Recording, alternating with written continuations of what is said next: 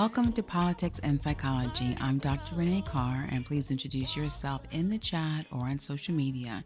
Today we are discussing how Target is targeting children, and this is not right, nor is it left.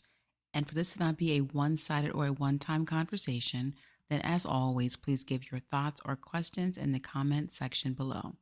Now, during June 2023, which is where we are right now, the Target Corporation boldly promoted apparel, books, and accessories to promote non-heterosexuality, and they did so specifically promoting homosexuality, gender dysphoria, and variations of sexual activity among persons with gender dysphoria. So from a marketing perspective, that obviously makes sense. It's a big market for that. People are buying it. And so that's not too big of a deal. The issue comes in with Target Corporation using these type of products to target children. Children are classified as children because they are not adolescents, nor are they young adults, nor are they older adults or senior citizens who are much older adults. They are children because they are psychologically and biologically unable to have the physical characteristics or the mental stamina to understand sexuality or sexual behaviors. So when you have a corporation that's putting out heavy messaging and heavily designed materials and products to make sexuality look very fun and very inviting and intriguing to children, this is an example of how children are being targeted by corporations and specifically by the Target Corporation. So let's first understand what is grooming and how is Target, which is a corporation, doing this to children.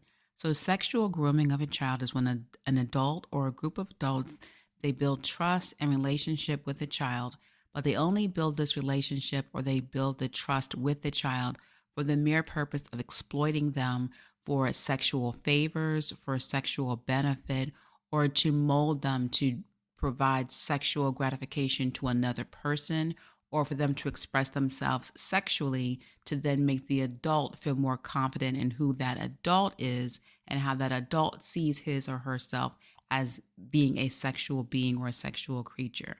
So when you have groomers doing this, it often appears in their verbal language as well as their behaviors of being very nice, being supportive, and being very caring, and being very affirming of all the things that they know that that child needs to hear to be more accepting of their sexual advances or their sexual programming. And the way that a corporation can do this is by providing products, books, educational materials, and accessories that strategically have childlike designs or cartoon images, childlike fonts, there's toys, there's trinkets, book bags, lunch boxes, things that are used specifically for children, and using them at eye-catching levels in the display to not only attract the eye of the children, but for it to be promoted as the primary option for parents to buy for their child or children. In addition to just having these products or having these accessories, the corporation then specifically adds sexual images, sexual wording, or just suggestive language to make the childhood sexuality appear not only just have fun and normal, but to also be encouraged. And then having little taglines such as to embrace your sexuality, to embrace your true identity. So they're giving these programming messages, psychological propaganda of you should buy this apparel or you should buy this product because if you care about your child being able to express his or herself creatively, or if you care about being in society where you can encourage your child to be whoever they want to be for their identity and to affirm their sexuality, then you are then buying into the message that, okay, well, then I need to promote my child being a sexual being. But not only are you then being exploited, but then you are being groomed to then further or in a secondary manner exploit your child. And you do this by, again, not only buying the products, but then also using them. For example, Target Corporation is assisting parents in the secondary grooming of children by being the persons to give their children books and educational material about childhood sexuality and about even how to have sex and how to go about not only having heterosexual sex, but how to have different positions of non heterosexual sex. For example, if you go and look at Target, even online, then you'll see that they have varieties of books. They have one that's called the Pronoun Book. They also have Bye Bye Binary.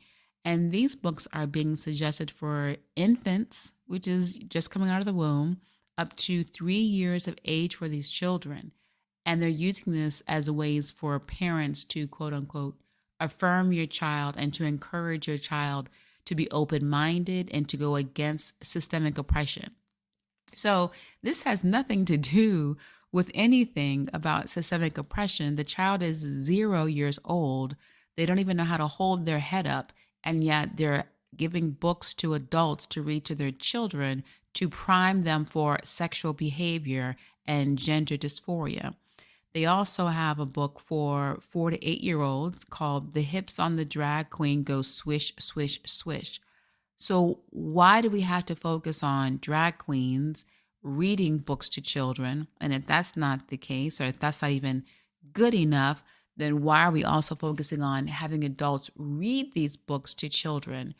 Of what educational benefit, of what psychological or developmental value is there in reading to your child who doesn't even know how to form a sentence or walk or stand or even sit correctly, to then read to this child about pronouns that has images of children and adults with little tags on them saying she, he, they, them, or any type of pronouns? For what reason other than to infuse that child to begin to make it normal for you to be comfortable as the parent to then talk to your child or children about sexuality with a child or with a human who is not even biologically able to handle sexual behavior, much less psychologically understand what is happening to him or her or to his or her body. Children developmentally are unable to understand or even to desire sexual pleasure. So, again, both their minds and their bodies are not developed yet to be able to understand or to be able to handle this. And so, because of this, whenever you push a child into sexual activity, sexual conversations, or when you push them to see images of it, then you're causing psychological harm because you're forcing them into something that they don't understand. And the consequences of that can be mild or severe. And it can be mild from just making them hypersexual, or it may make them very preoccupied with sexuality and expose them to an early desire to pursue and to engage in sexual behaviors or to just watch pornography. On the severe end, it will cause them to have sexual trauma. And this causes a reinforcement of sexual trauma, of sexual confusion, as well as identity confusion.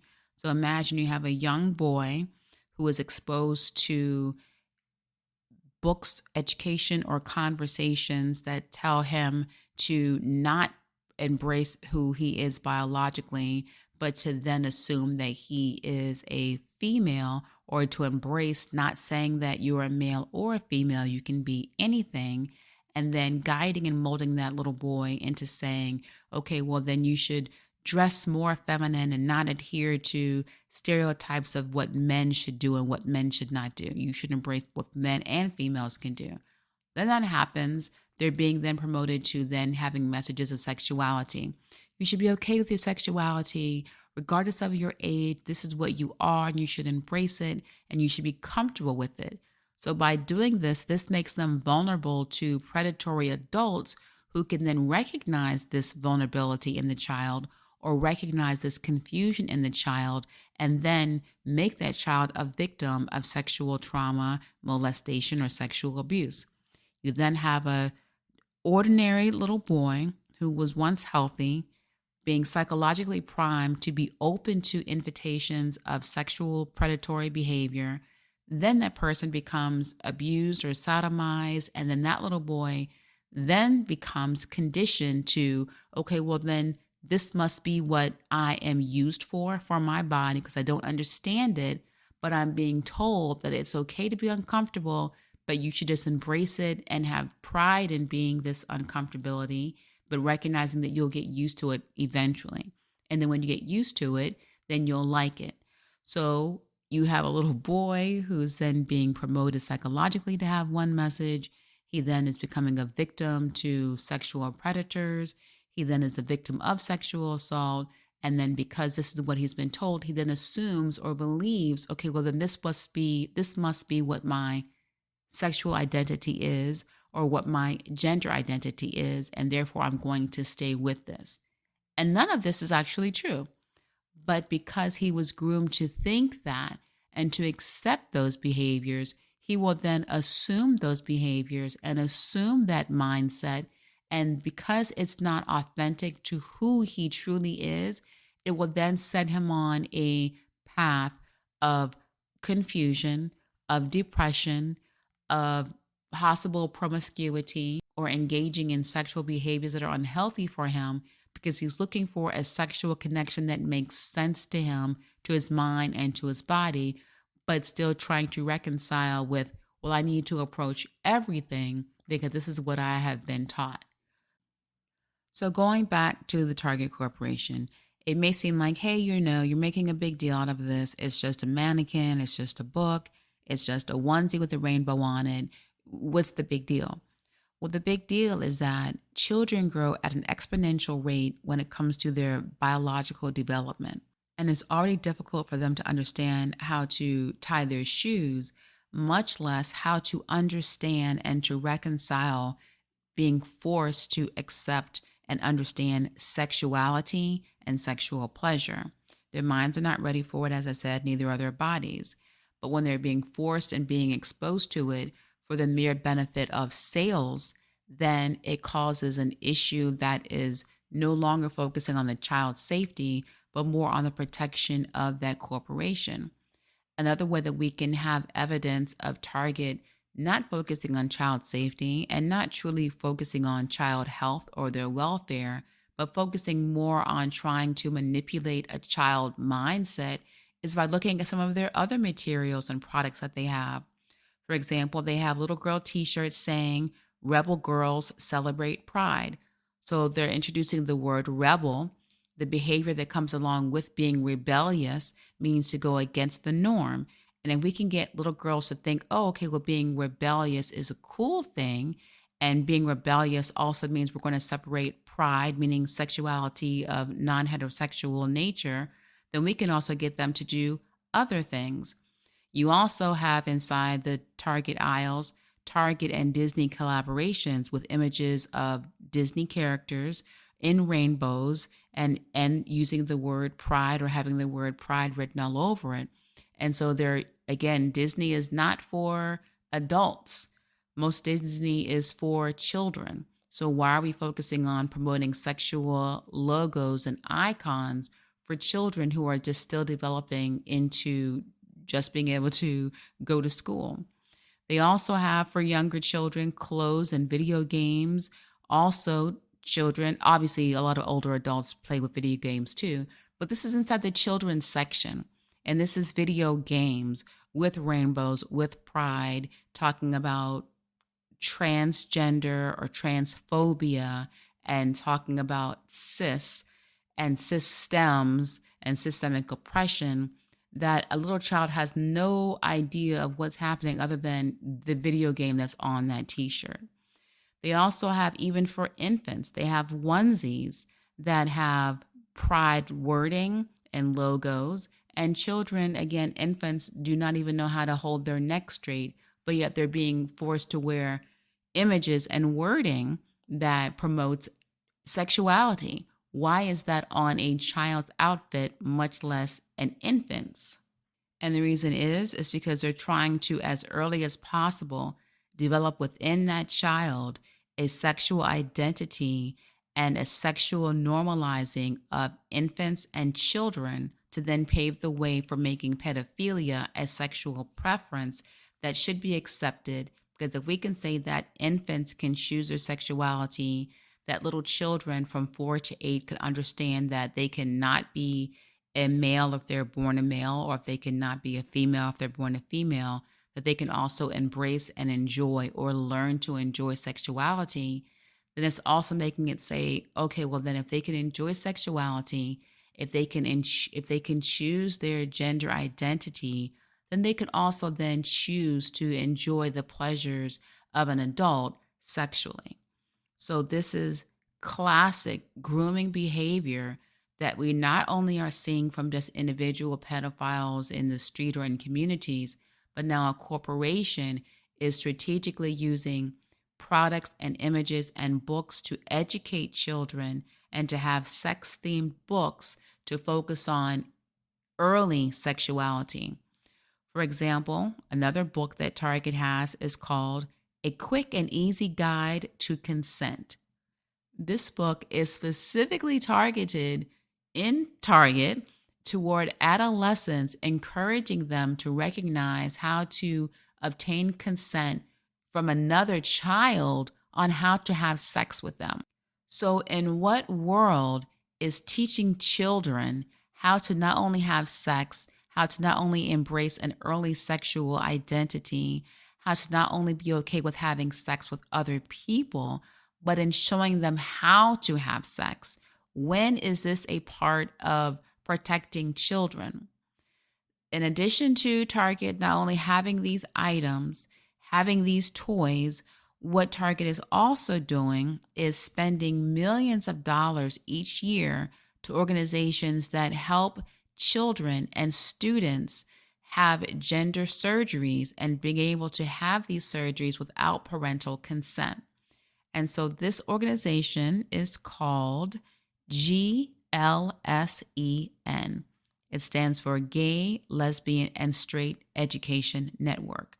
And this is a national nonprofit, meaning they get tax donations, obviously, and they get tax write-off.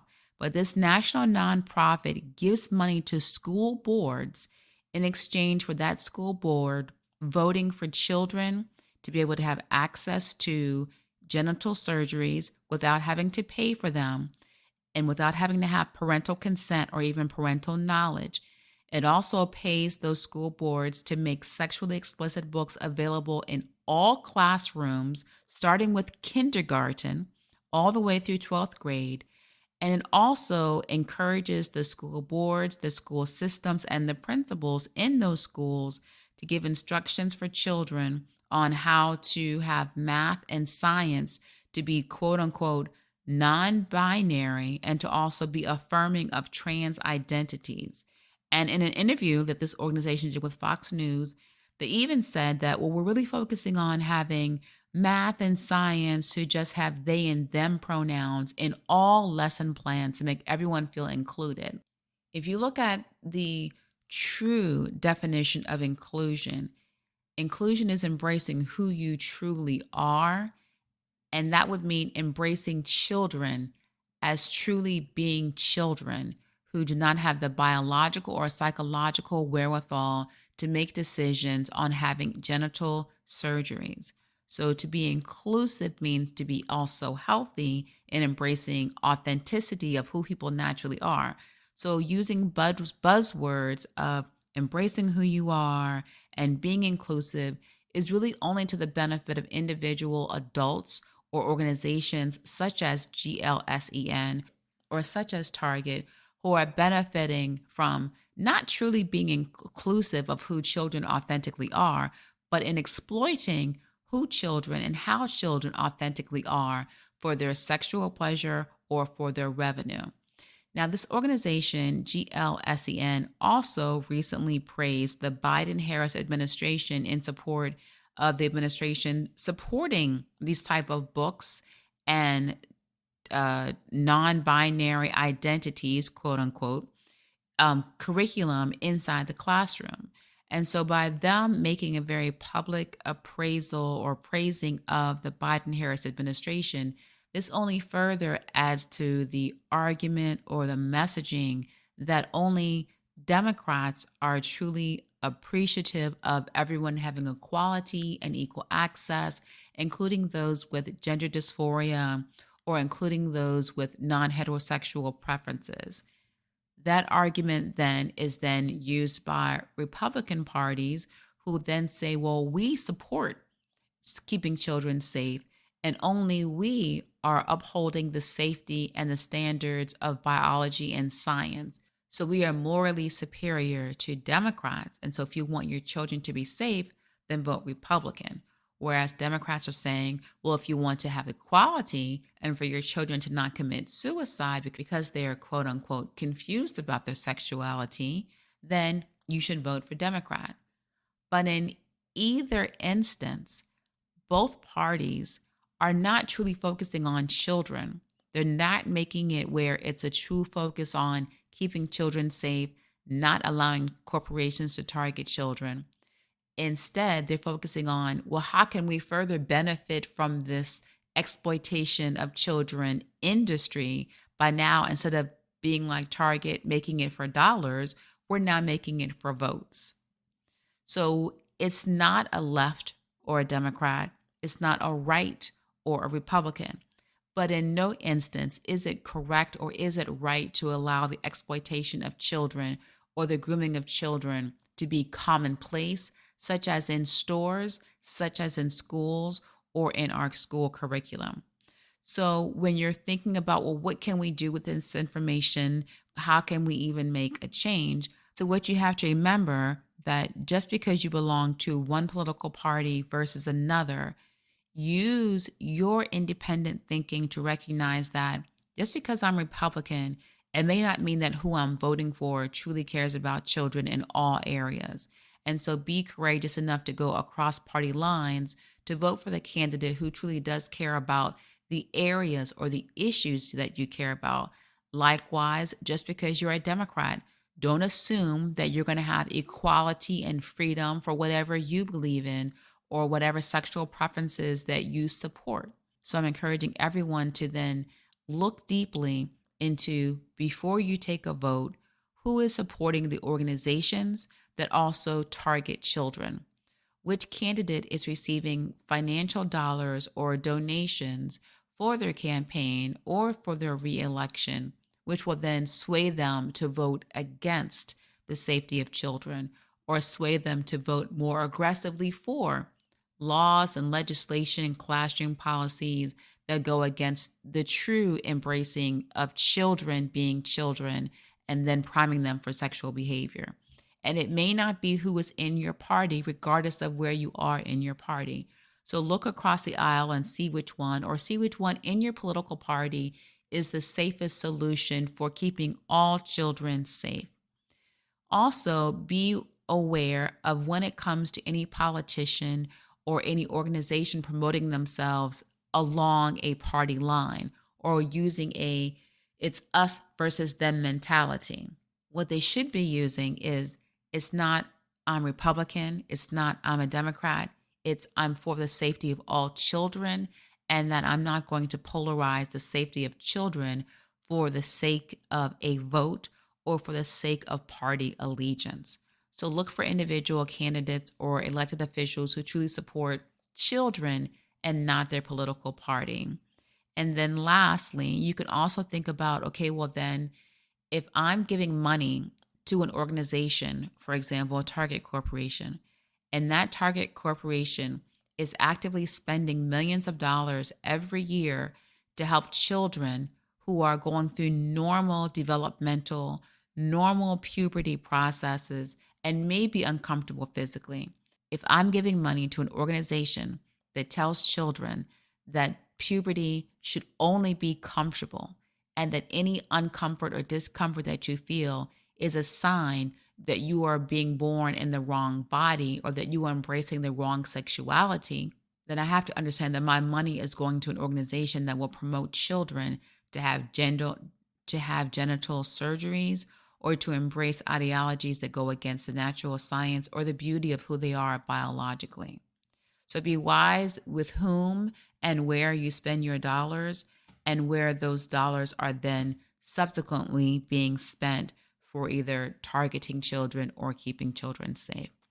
And obviously, continuing this conversation and being courageous enough to recognize that, well, if I don't speak out in my community, if I don't speak out in my school board, then who else will? And it may only be you who's willing to get that conversation started at the school board level or at the local level for the safety of children in your community or in your zip code. And if that's maybe too much more than what you're looking for, or maybe too aggressive, or maybe too public for you, then you can still just continue this conversation with individuals who you do know, with individuals with whom you love and maybe share children or care for children. And when you do have these conversations, I do encourage you to maybe use some of the sound bites or the talking points that we have in this episode so that you can have a conversation based off of science and not emotion. But as always, whenever you do continue this conversation, then I thank you for it in advance. And I also thank you for doing this conversation, continuing this conversation using science and love.